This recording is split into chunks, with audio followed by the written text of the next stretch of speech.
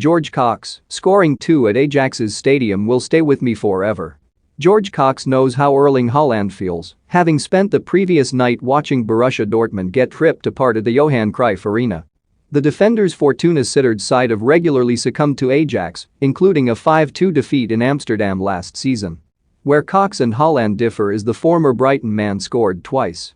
A 30-yard first-time strike too hot for Andre Onana to handle, and a second pinged across the goalkeeper into the corner made people take notice of the impact Cox was having in the Eredivisie. After that game, my phone had never gone so mental, it was baking hot, Cox says. It didn't sink in until a day after that I had scored 2 against Ajax at their stadium.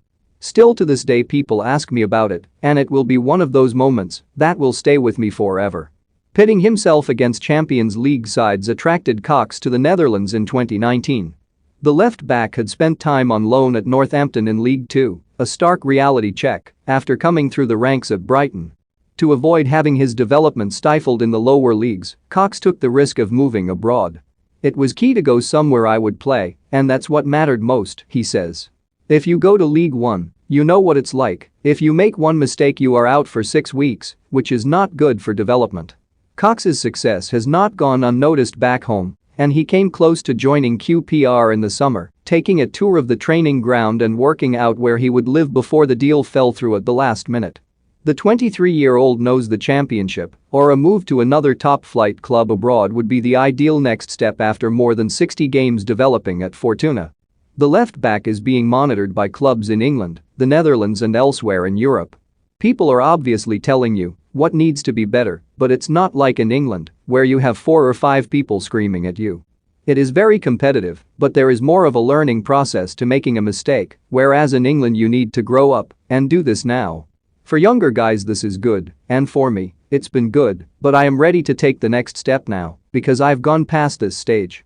Younger guys who are learning get swallowed up by the lower leagues as they just can't cope with it, because if they make a mistake they're out and cannot find a rhythm.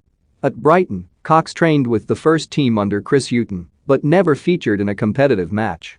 With the manager now Graham Potter, I think I would have suited the way he plays. If I was 2 or 3 years younger I think I would have got the chance there, but I was at a point where I was needing to play games, so had to leave. Chris was really good with me, he always had me training with the first team, but I just didn't suit what he wanted from a left back. At Brighton heart monitoring detected an irregular beat which required surgery. If it had not been picked up during screening, Cox could have suffered a cardiac arrest while playing. With any sportsperson the news of a heart issue is concerning, but the operation corrected the problem, allowing Cox to return to the game. He has made the most of the life-changing moment. It was a life shock, it made me appreciate things a lot more, as you never know what is around the corner. It really opened me up as a person, and when it opens you up as a person, then you become more open to more stuff in normal life.